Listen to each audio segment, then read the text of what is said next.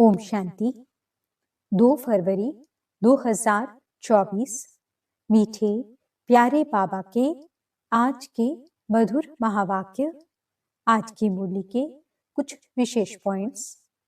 आज बाबा हमें समझाते कि हम बच्चों को इस बेहद के ड्रामा में हर आत्मा के पार्ट को साक्षी होकर देखना है। किसी भी बात में अफसोस न कर सदा हर्षित रहना है। विचार सागर मंथन कर स्वयं को ज्ञान रत्नों से भरपूर करना है और दूसरों को भी अच्छी रीति समझाना है। अपनी अवस्था एक रस बनानी है ताकि पिछाड़ी में एक बाप के सिवाय दूसरा कोई भी याद न आए।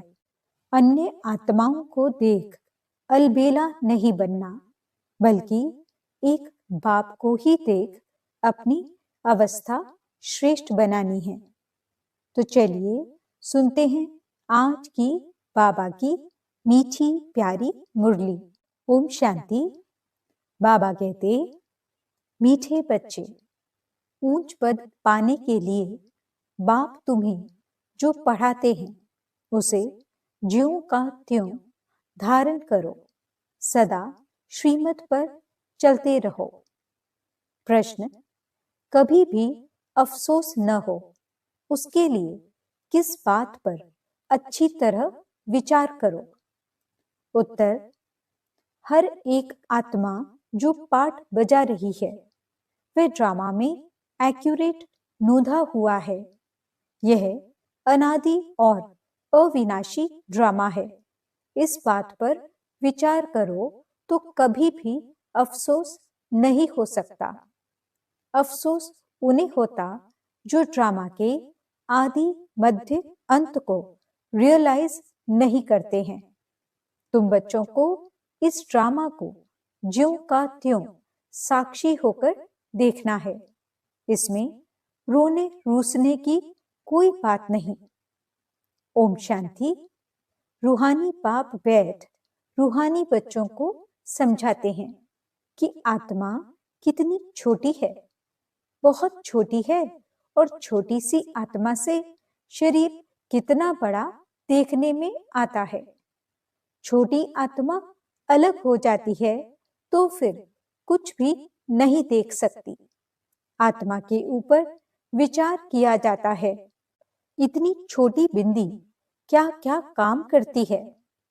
मैग्नीफाई ग्लास होते हैं, उनसे छोटे छोटे हीरों को देखा जाता है। कोई दाग आदि तो नहीं है। तो आत्मा भी कितनी छोटी है, कैसे मैग्नीफाई ग्लास है जिससे देखते हो? रहती कहाँ है? क्या कनेक्शन है? इन आंखों से कितना बड़ा धरती आसमान देखने में आता है। बिंदी निकल जाने से कुछ नहीं रहता। जैसे बिंदी बाप वैसे बिंदी आत्मा। इतनी छोटी आत्मा प्योर इम्प्योर बनती है। यह बहुत विचार करने की बातें हैं। दूसरा कोई नहीं जानते आत्मा क्या है, परमात्मा क्या है। इतनी छोटी आत्मा शरीर में रह क्या क्या बनाती है, क्या क्या देखती है। उस आत्मा में सारा पाठ भरा हुआ है 84 का। कैसे वह काम करती है, वंडर है। इतनी छोटी सी बिंदी में 84 जन्मों का पाठ नूंधा हुआ है। एक शरीर छोड़ दूसरा लेती है। शरीर से आत्मा निकल गई तो शरीर मर गया। कितना बड़ा शरीर है और कितनी छोटी आत्मा है। यह भी बाबा ने बहुत बार समझाया है कि मनुष्यों को कैसे पता पड़े कि यह सृष्टि का चक्र हर 5000 वर्ष बाद फिरता है। फलाना मरा, यह कोई नई बात नहीं। उनकी आत्मा ने यह शरीर छोड़ दूसरा लिया। 5000 वर्ष पहले भी इस नाम रूप को इसी समय छोड़ा था। आत्मा जानती है हम एक शरीर छोड़ दूसरे में प्रवेश करती हूँ। अभी तुम शिव जयंती मनाते हो, दिखाते हो 5000 वर्ष पहले भी शिव जयंती मनाई थी। हर 5000 वर्ष बाद शिव जयंती, जो हीरे तुल्य है, मनाते ही आते हैं। ये सही बातें हैं। विचार सागर मंथन करना होता है जो औरों को समझा सके। यह त्योहार होते हैं। तुम कहेंगे नई बात नहीं, हिस्ट्री रिपीट होती है, जो फिर 5000 वर्ष बाद जो भी पाठधारी हैं वे अपना शरीर लेते हैं। एक नाम, रूप, देश काल छोड़ दूसरा लेते हैं। इस पर विचार सागर मंथन कर ऐसा लिखें जो मनुष्य वंडर खाएं। बच्चों से हम पूछते हैं ना, आगे कब मिले हो? इतनी छोटी आत्मा से ही पूछना होता है ना, तुम इस नाम रूप में आगे कब मिले थे? आत्मा ने सुना तो बहुत कहते हैं, हाँ बाबा, आपसे कल्प पहले मिले थे। सारा ड्रामा का पार्ट बुद्धि में है। वह होते हैं हद के ड्रामा के एक्टर्स। यह है बेहद का ड्रामा। यह ड्रामा बड़ा एक्यूरेट है। इसमें जरा भी फर्क नहीं पड़ सकता। वह बाइस्कोप होते हैं हद के, मशीन पर चलते हैं। 2-4 रोल भी हो सकते हैं जो फिरते हैं। यह तो अनादि अविनाशी एक ही बेहद का ड्रामा है। इसमें कितनी छोटी आत्मा एक पार्ट बजाए फिर दूसरा बजाती है। 84 जन्मों का कितना बड़ा फिल्म रोल होगा। ये कुदरत है। कोई की बुद्धि में बैठेगा। है तो रिकॉर्ड मिसल बड़ा वंडरफुल है। 84 लाख तो हो न सके। 84 का ही चक्र है। इनकी पहचान कैसे दी जाए? अखबार वालों को भी समझाओ तो डालेंगे। मैगजीन में भी घड़ी घड़ी डाल सकते हैं। हम इस संगम के समय की ही बातें करते हैं। सतयुग में तो ये बातें होंगी नहीं, ना कलयुग में होंगी। जानवर आदि जो भी कुछ हैं, सबके लिए कहेंगे, फिर 5000 वर्ष के बाद देखेंगे। फर्क नहीं पड़ सकता। ड्रामा में सारी नोंद है। सतयुग में जानवर भी बहुत खूबसूरत होंगे। ये सारी वर्ल्ड की हिस्ट्री ज्योग्राफी रिपीट होगी, जैसे ड्रामा की शूटिंग होती है। मक्खी उड़ी, वह भी निकल गई, तो फिर रिपीट होगी। अब हम इन छोटी छोटी बातों का ख्याल तो नहीं करेंगे। पहले तो बाप खुद कहते हैं, हम कल्प कल्प संगम युगे इस भाग्यशाली रथ पर आता हूं। आत्मा ने कहा, कैसे इसमें आते हैं? इतनी छोटी बिंदी है। उनको फिर ज्ञान का सागर कहते हैं। ये बातें तुम बच्चों में भी जो समझो हैं वे समझ सकते हैं। हर 5000 वर्ष के बाद मैं आता हूं। कितनी यह वैल्यूएबल पढ़ाई है। बाप के पास ही एक्यूरेट नॉलेज है जो बच्चों को देते हैं। तुम्हारे से कोई पूछे, तुम झट कहेंगे सतयुग की आयु 1250 वर्ष की है। एक एक जन्म की आयु 150 वर्ष होती है। कितना पाठ बचता है। बुद्धि में सारा चक्र फिरता है। हम 84 जन्म लेते हैं। सारी सृष्टि ऐसे चक्र में फिरती रहती है। यह अनादि अविनाशी बना बनाया ड्रामा है। इसमें नई एडिशन हो नहीं सकती। गायन भी है, चिंता ताकि कीजिए जो अनहोनी होए। जो कुछ होता है ड्रामा में नूंद है।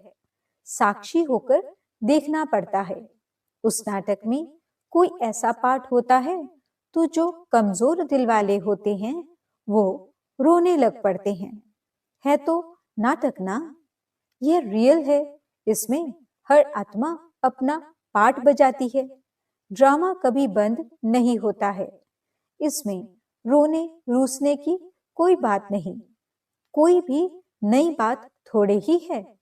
अफसोस उनको होता है जो ड्रामा के आदि मध्य अंत को रियलाइज नहीं करते। ये भी तुम जानते हो, इस समय जो हम इस ज्ञान से बच पाते हैं, चक्र लगाकर फिर वही बनेंगे। ये बड़ी आश्चर्यवत विचार सागर मंथन करने की बातें हैं। कोई भी मनुष्य इन बातों को नहीं जानते।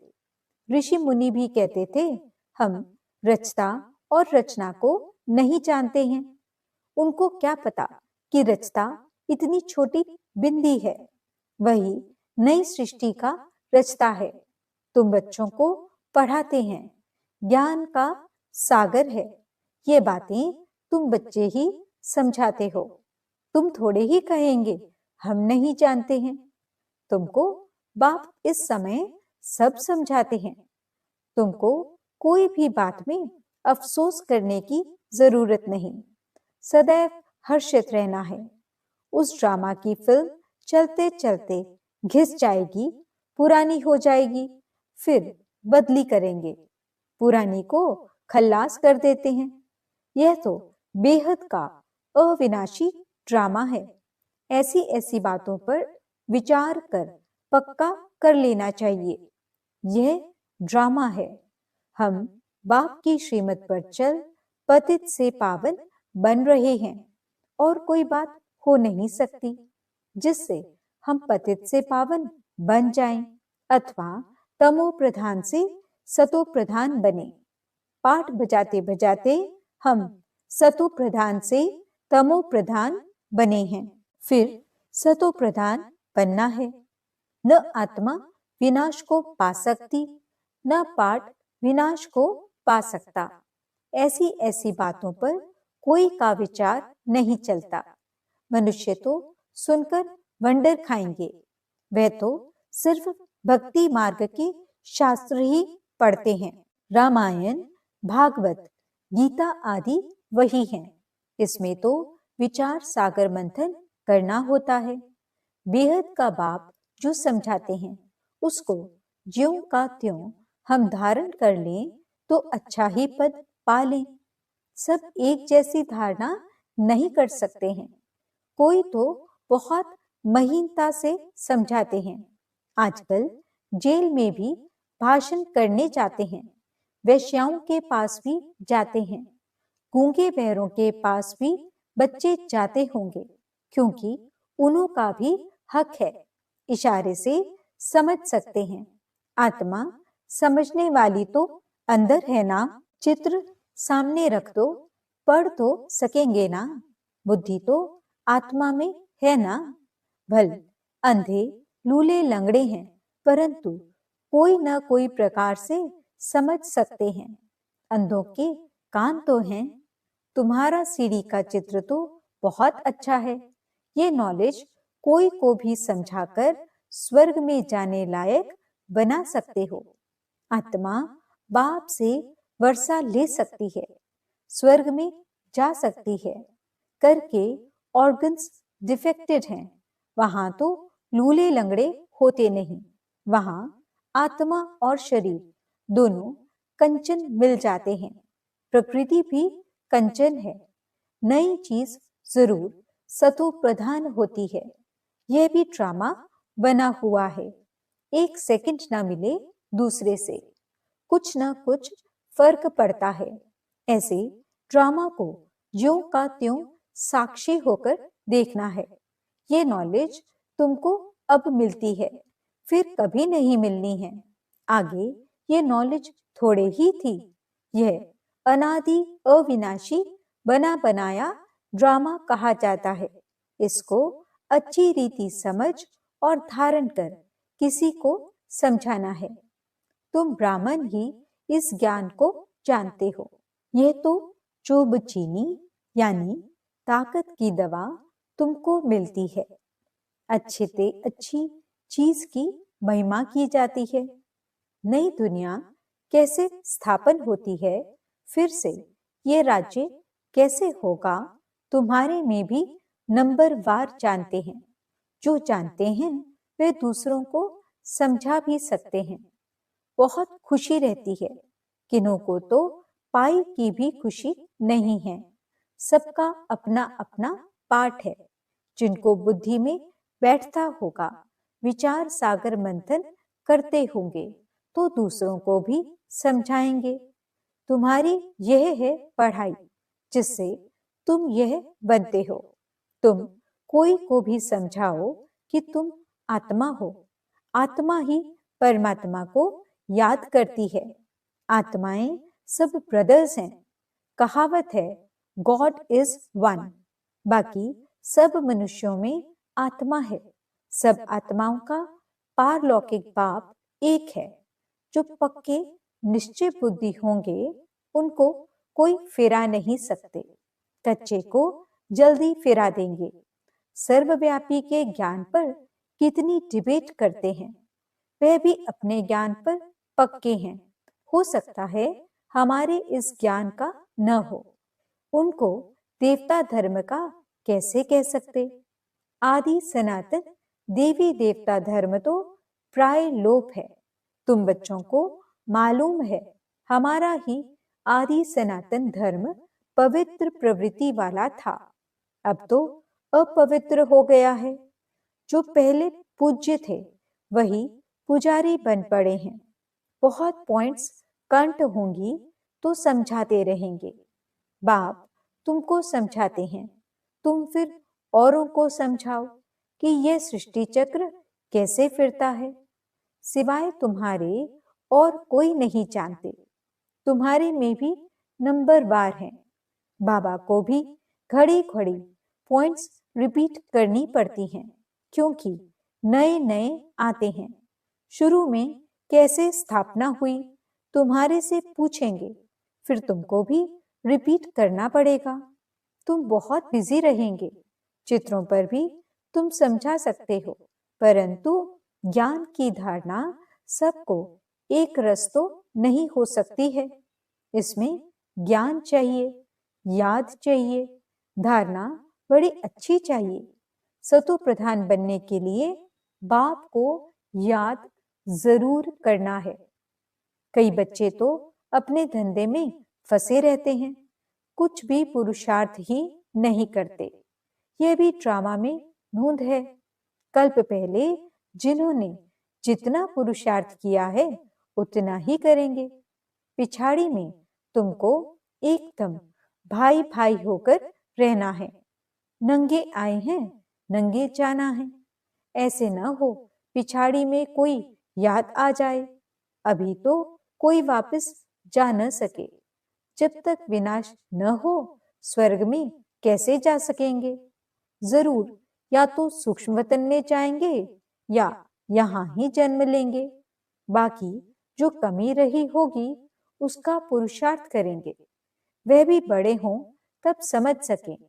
यह भी ड्रामा में सारी नोंद है। तुम्हारी एक रस अवस्था तो पिछाड़ी में ही होगी। ऐसे नहीं लिखने से सब याद हो सकता है।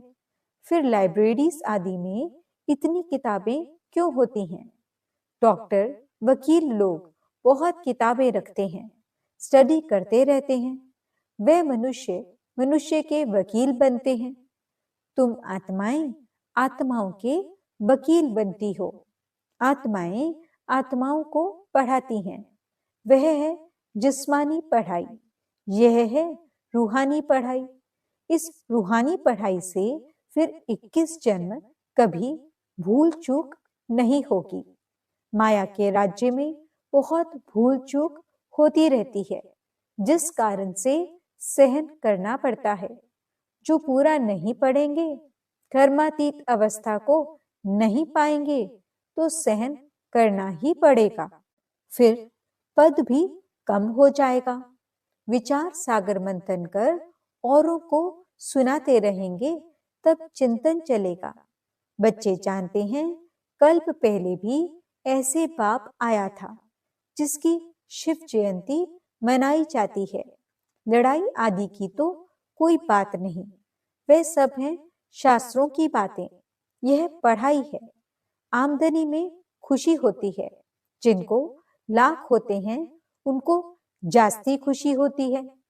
कोई लखपति भी होते हैं, कोई कखपति भी होते हैं, अर्थात थोड़े पैसे वाले भी होते हैं। तो जिसके पास जितने ज्ञान रत्न होंगे उतनी खुशी भी होगी। अच्छा, मीठे मीठे सिकिलदे बच्चों प्रति माता पिता बाप दादा का याद प्यार और गुड मॉर्निंग। रूहानी बाप की रूहानी बच्चों को नमस्ते। हम रूहानी बच्चों की रूहानी बाप दादा को दिल व जान सिख व प्रेम से नमस्ते नमस्ते नमस्ते जी। गुड मॉर्निंग बाबा। शुक्रिया बाबा। धारणा के लिए मुख्य सार। पहला पॉइंट, विचार सागर मंथन कर स्वयं को ज्ञान रत्नों से भरपूर करना है। ड्रामा के राज को अच्छी रीति समझकर दूसरों को समझाना है। किसी भी बात में अफसोस न कर सदा हर्षित रहना है। दूसरा पॉइंट, अपनी अवस्था बहुत काल से एक रस बनानी है ताकि पिछाड़ी में एक बाप के सिवाय दूसरा कोई भी याद न आए। अभ्यास करना है, हम भाई भाई हैं, अभी वापस जाते हैं। वरदान, अलबेलेपन की लहर को विदाई दे, सदा उमंग उत्साह में रहने वाली समझदार आत्मा भव। कई बच्चे दूसरों को देखकर स्वयं अलबेले हो जाते हैं, सोचते हैं ये तो